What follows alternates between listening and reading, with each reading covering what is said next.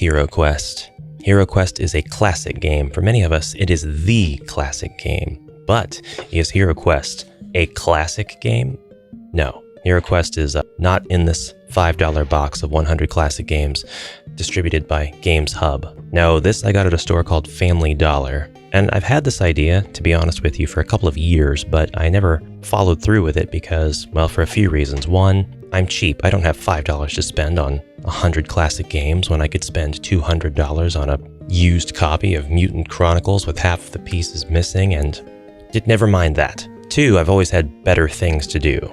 I'm regretting starting this video already. I still have Ravenloft to unbox, and you never mind that either. Three, I've seen a few variations of this, and this is the first one that I found to be acceptable. It's not ideal, it's just acceptable. So, join me, or don't, but put this video on in the background while you go do some other menial task as I open this box and we find out if HeroQuest can 100 classic games and/or can 100 classic games HeroQuest. Here is your SKU if you would like to follow along on this journey and/or do it better. Here's the back of the box. It contains 5 double-sided playing boards, 32 chess and checkers pieces, 16 Ludo pieces, 40 matchsticks, 5 dice, and instructions. Ravenloft is calling. Will I answer the call?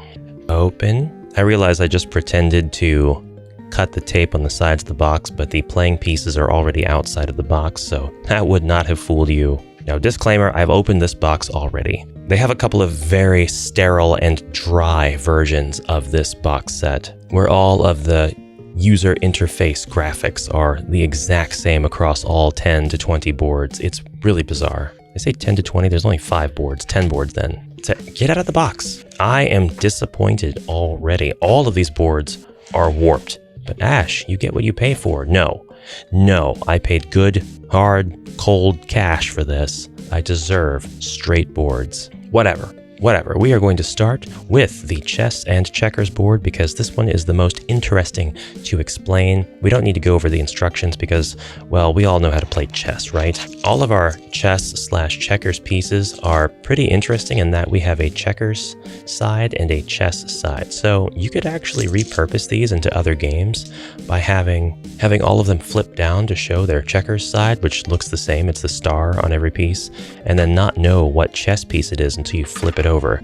That might be able to give you some sort of new game idea. Now, I brought everything that I could possibly need to HeroQuestize all of these games. I've got myself some cards, monster, treasure, artifacts. I've got my heroes. I've got a bunch of monsters. I've got my combat dice, and I even brought along my black homebrew combat dice from HeroQuest. These are the ones that take away a white shield and add another skull, so they're good for higher chances of attacking. Anyway, your typical checkers board is set up like this, and the thought process is that every single one of these pieces on one given side has the same ability, moveset, and power levels. They can either move left or right if they have the path open to them, and they can jump a piece if there's a piece in front of them, like so, and if there is a blank space behind that piece. That is how you play checkers. If you're David Spade playing against Chris Farley, then you never move your back row. I think that's in the rulebook. Insert laughter here, please. And so to HeroQuestize the checkers experience, it doesn't really matter what pieces you use. I think to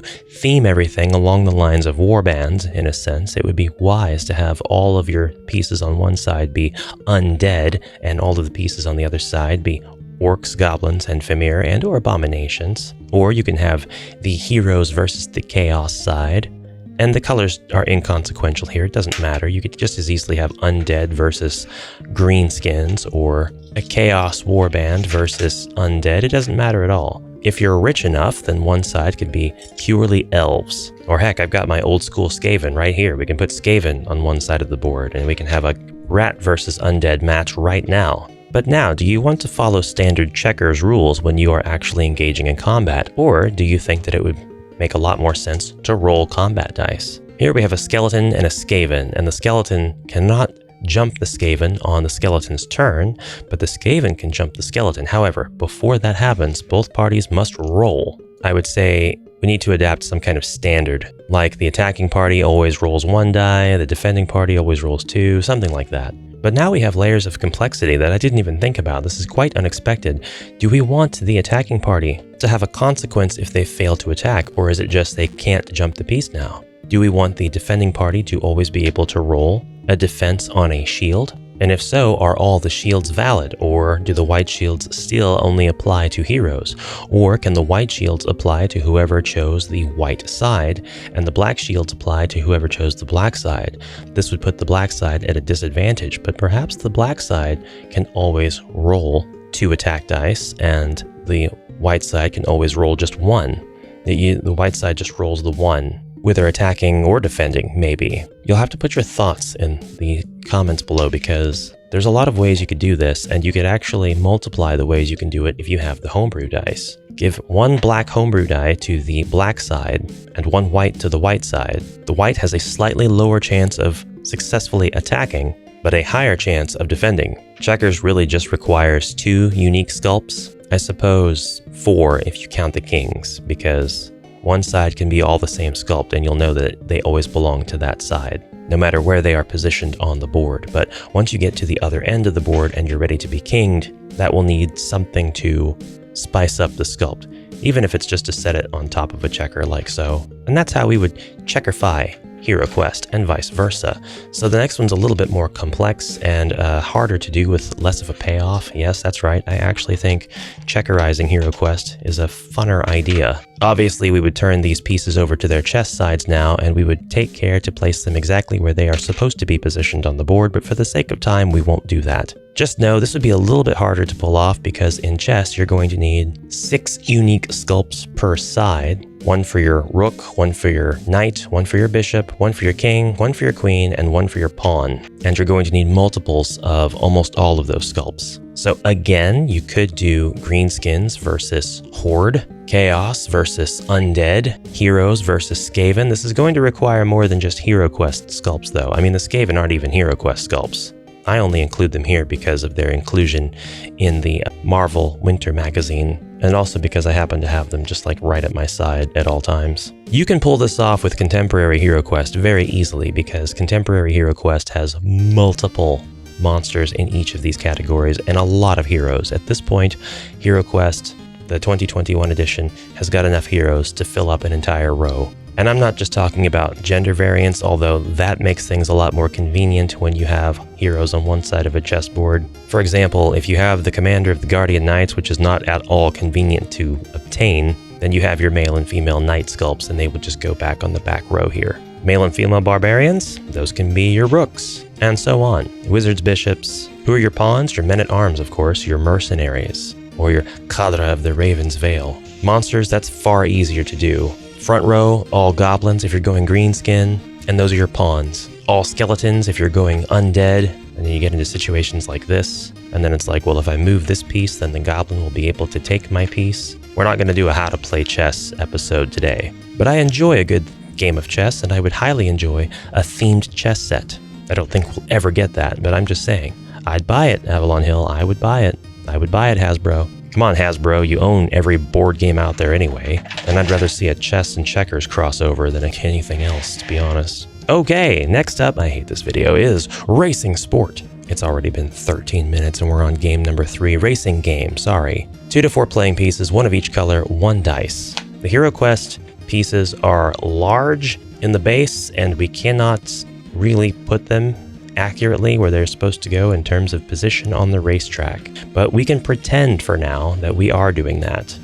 We can kind of sorta, well, you know what, we don't even have to do that because the rules of this game state that you have to take turns rolling the die, and you can't even enter the track until you roll a 6. Look at that, that's pretty cool. So now you roll your 6 and you immediately roll again. 6, 1, 2, 3, 4, 5, 6. You gotta get your pawn all the way across the board. And I know the yellow track looks smaller than the blue track, and it is, but its spaces are also smaller. We're looking at the same amount of spaces all the way across the board, so it's fair no matter what color you pick. Then the next player will play and roll, but at the point where everybody is on the board, I would just say that if you approach another player, rather than being like, on your left, Captain America style, you just hop right over them, and that keeps everybody from having to encroach on spaces.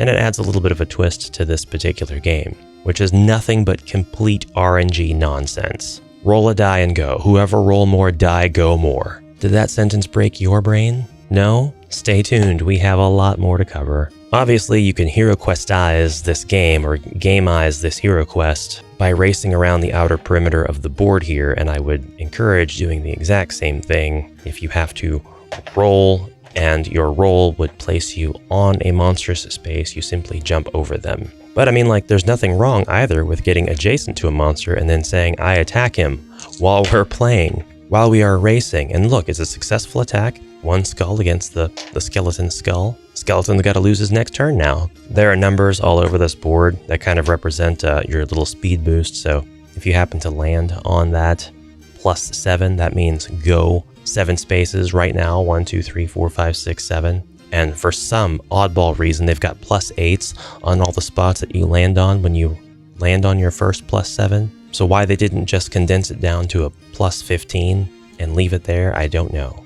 Sometimes mortals are not meant to know the secrets of the elders. This video is going to be a lot shorter than I thought it would because games 48 through 101 are all matchstick games where we take the included matchsticks and we have puzzles that are kind of like, key, move 3 matchsticks so that 2 rectangles are created. There's no answers to this, it's just do the thing. If you can't figure it out, that's on you. I guess I would go 1, 2, 3, and now we have a rectangle here and we have a rectangle here, and that's my 2 rectangles. Is that correct? Okay, but seriously, you could use the matchstick puzzles to create mini games within HeroQuest, and you could do this in the form of having locked chests. So when your hero goes into a room and searches for treasure, and there is a treasure chest, but it is locked with a puzzle lock. This is a whole new element that now the heroes, if they're all in the same room, they can offer suggestions and even help the hero solve the puzzle, but only the hero that entered the room and searched for treasure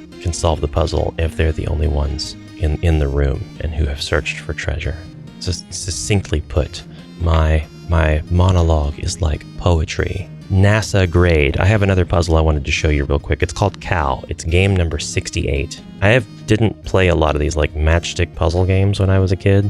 I was very fond of taking my crayons and drawing things on the floor, not with the crayon wax, not like actually drawing with them, but making the cylindrical crayons into various configurations of shapes, just like this. As a kid, I did this. I was very fond of building like little spaceships and stuff. Alright, so this is called Cow. The cow has the following parts: head, body, horns, legs, and tail. It is looking to the left. Move 2 matchsticks so that it is looking to the right. So to open this treasure chest, we'd have no idea what's inside. Perhaps you draw 3 treasure cards once you open it. Stupid Barbarian says you have to do this. Now the cow's looking to the right, but you forgot the horns are still on the butt and the tail is right over the cow's head. That's not a very comfortable cow. I'll give you this one. You move your 2 matchsticks, so now it's looking to the right. Easy, right? It just swung its big old head over. It didn't have to do chaos magic Zinch style to make its head go out of its butt. We have a normal cow looking to the... That's what this is. This is a cow, clearly. If you can't see it, you're blind. And now we get to draw 3 treasure cards, or an artifact. Because I say so. Which do you choose? Did you choose the artifact? Did you choose the treasure cards? If you chose the treasure cards, you get Airwalk, a Wolfsbane Potion, and the Elven Cloak of Passage, because I have all of my expansion treasure cards mixed into my deck. But if you chose the artifact, you get the Spell Scroll of Ice Storm. So if you chose the artifact, you got absolutely trolled. There are dozens of these matchstick puzzles in this book, so if you wanted to spend $5 and get some matchsticks, or you don't have to spend $5, you can just look at this page. Wait, is that plagiarism? Is that unlicensed distribution? Actually, no, these games are all public domain, I'm pretty sure. Anyway, all of these can be used as locks or unlocking devices for your... Oh, there is an answer key. Oh, that's lovely. I was right about the cow. I was right in what I did with the cow. I feel so validated. Next game. I need to point out, similarly to the matchsticks, there are a ton of dice games, and mostly all of them are basically just completely RNG, just completely random. There are a couple of draft type games in here where you roll the dice and set one aside if you rolled what you were supposed to roll, or part of what you were supposed to roll, such as in Ship, Captain, Mate, and Crew. You have to roll a 6, and then a 5 or a 4. Each player in turn is not allowed to roll more than 3 throws of the dice. If a player makes a 6 and 5 on their first throw, they can set those dice aside. In their second throw, they then roll the other 3 dice, hoping to make a 4. So kind of like Catan, the dice game, we have to roll a 6, which is the ship, and then a 5, which is the captain, and a 4, which is the mate. And then the rest of the dice is just your crew. And then the player who's got the highest score amongst the values assigned to their crew wins. I'm not going to go over the draft game variants because I kind of did a couple of videos on the Catan dice, and at its heart, that's what Catan, the dice game, is. You roll the 5 dice, you set aside the ones that are valuable to you depending on the context of what it is you're trying to build or roll the values of, and then you roll the remaining dice. Because there are different combinations that could contribute to different values of reward, you do have choices in what you want to try to roll for, so there is a little bit of strategy there. You can't just roll blindly and expect to win, but go check out those videos on the Catan dice game if you'd like some ideas for HeroQuest there. That's a lot of these though. Everest, Going to Boston, Buck Dice, Centennial, Hooligan, Indian Dice, 36, Par, Pig, Drop Dead, 1 die baseball, 2 dice baseball, 3 dice baseball, Beetle, basketball. I didn't know you could play all the sports with some dice. Yacht, we've got some scoreboards. I think this is Yahtzee. This is just Yahtzee. Pursuing Sheep, Aces, Chohan Bakuchi, Barbuti, Solitaire, Your Neighbor, Hazard. Wait, Solitaire. Solitaire is a board game. That's interesting. Okay, so back to the boards we go. But first, because it's the most obvious one, we have to do Snakes and Ladders. I'm pretty sure I got a comment in the past that was like, can HeroQuest Snakes and Ladders? For those of you who are familiar with Snakes and Ladders, or perhaps have your own variation of the game sitting somewhere in your house, could you tell me if the ladders are always on the same spaces? Like, is there always a 2 to 23 ladder? And is there always like a 5 to 50 snake, or a 50 to 5 snake rather? Is there always a snake at 56? Is there always a ladder at 71 to 92? I'm actually curious now. I'd like to know. Obviously, you throw a dice and you go and you try to advance to the winner space, and this game is an absolute slog. It takes forever to play some games of Snakes and Ladders, I know. I played this one and I played Candyland quite a bit with my brother and then with my son much later. But what if we HeroQuested it? What if we said, all right, you can roll now. Everybody rolls their movement. Skeleton goes 3 spaces, Barbarian goes 1, and so on. But we also applied the jump movement that I was talking about. So boing, no 2 players can share a space. Also, if you've got 2 players in front of you, you have to halt your movement. That could happen quite often, yes. So you can combat a player that is right in front of you if you want to pass over them. That can be a thing. Same rules as with checkers. We can maybe do 2 white dice, 1 black die, or 2 versus 1 of the white dice. In this case, the skeleton is going to attack the wizard and attack him successfully. Does the wizard now lose his turn? Did we set the miniature down until he gets up? And now the wizard will have a vendetta against the skeleton, and he will be like, I will roast your bones. I don't know, but like the 5th time you land on a snake and you have to go back 30 spaces, it can get pretty discouraging. So I would also say you can fight the snakes now. That's right. When the skeleton lands on the snake, you fight the snake. Get some skulls. Skeleton has a 2. The snake has no defense dice whatsoever, or has 1, but didn't roll a defense. So the skeleton wins against the snake and therefore does not have to slide down its gullet and get pooped out 51 spaces back. Look at this one. The 73 to the 15, I would quit. The 56 to the 8, I'm gone. 98 to 40, no. This is not a game for kids. Kroganol, we have Kroganol. Each player receives 12 discs of the same color to shoot. The board is curved, so I can't really play a good game of Kroganol, but the idea is kind of like you have to try to knock your opponent's pieces out at the end of the game, make sure that you're as close to the center or the highest scoring as possible. Kind of think the challenge here is pretty obvious. You've got your miniatures and you've got to do the same thing but with your miniatures. And with the miniatures, they have to be upright at the end of your throw, or your miniature is the one that gets knocked out of bounds. So we're going to cheat a little bit, push down on this, and then move our goblin. We got 10 points on the goblin. 10 points on the goblin. He's on the border, but he's passed. So 10 points. Now it's the wizard's turn. Wizard is 15 points. Very good, wizard. Good job. Skeleton's turn. Skeleton did not make it, was trying to knock the wizard out of bounds.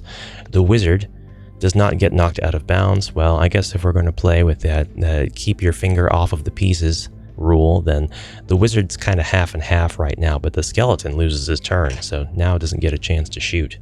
Barbarian, Barbarian just tried his best to get onto the 10, but didn't make it. Obviously, because the miniatures are different shapes and sizes, some are going to have advantages over others. This might be the only game in which it is the most advantageous to be a goblin every single time. We can do this in a regular game of HeroQuest as well. Once we get to the center room of this particularly time-space warpy dungeon, the heroes can simply be flicked into their enemies, and if they knock their enemies off of this platform, that's it. It can just be a platform that's raised high up into the air. Then they will splatter or shatter, if they're undead, on the ground below. So just little flicks, and then the enemies will move as normal and attack you. But like if Zargon does this, then the hero gets to flick them right off. Oh, that failed. That was terrible.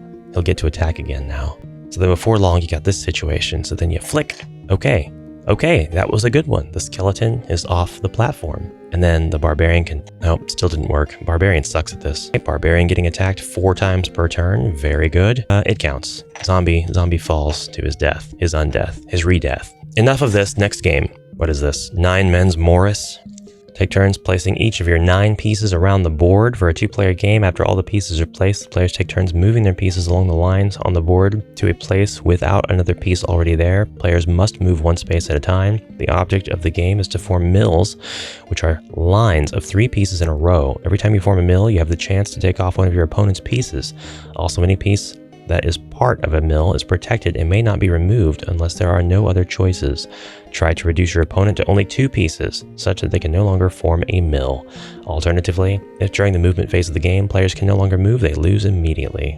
Seems pretty interesting, but I'd be lying if I said that I actually wanted to start placing the pieces down. Yes, I will choose not to do that. We have 4 in a row, and this one's going to be pretty easy to play for the monster/chaos side, but very difficult for the heroes side because you're probably not going to have that many heroes. That said, if you go back to my warband idea where it's like only chaos or only undead or whatever, then you should be fine. So then your chaos side are busy plopping stuff down, and your orc and goblin side are taking their turns. I'm already out of chaos miniatures, so I gotta use Skaven. But it's gonna win. Greenskins are gonna win. We'll cut off by chaos. Look at that.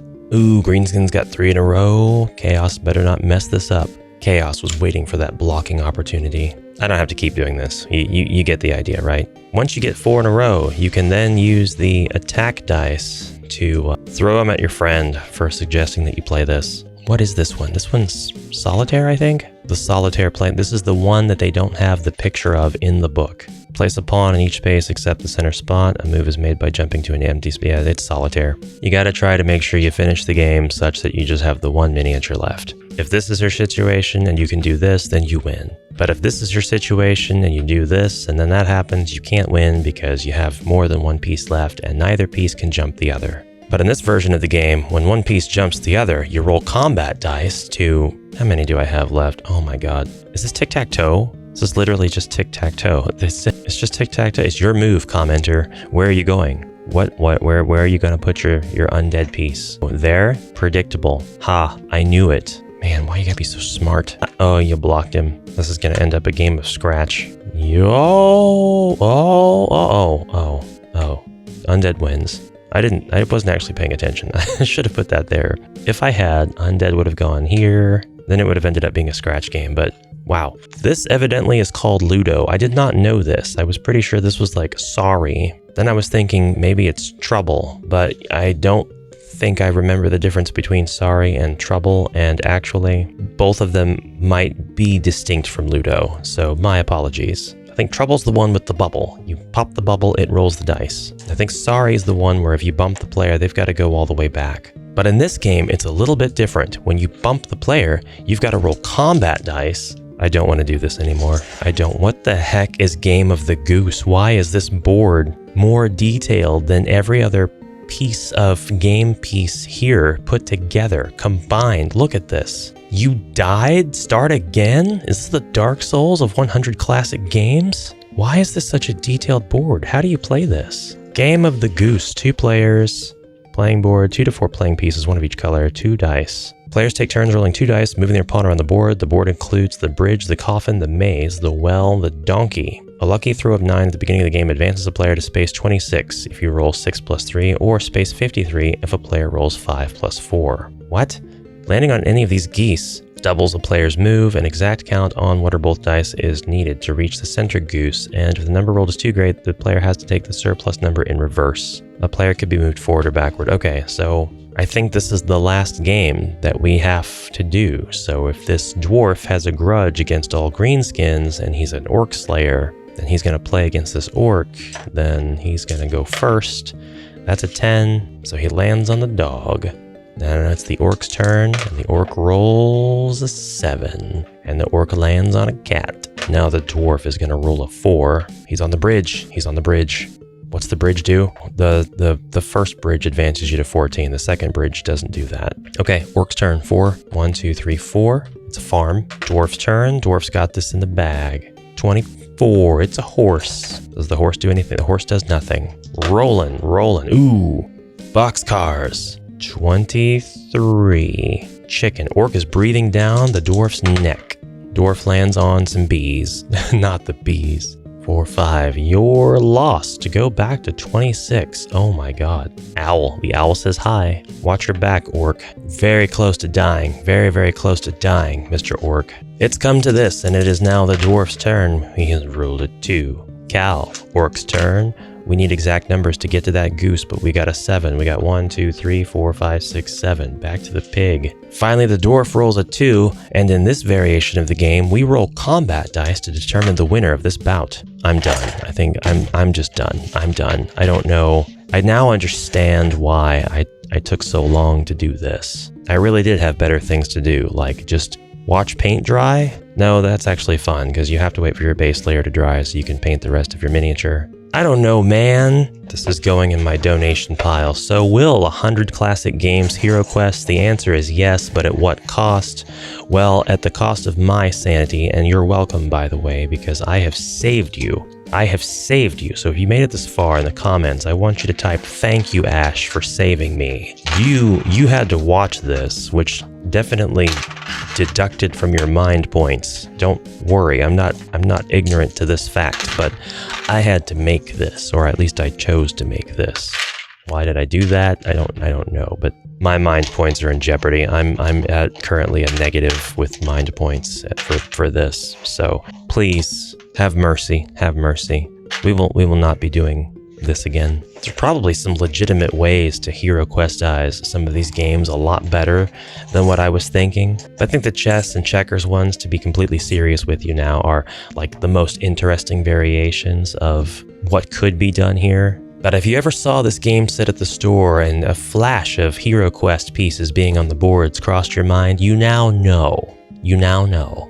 Save your $5. Just save your $5. Then join the Patreon, which is always linked down below. You're welcome, and I'll see you in the next exciting adventure. Goodbye.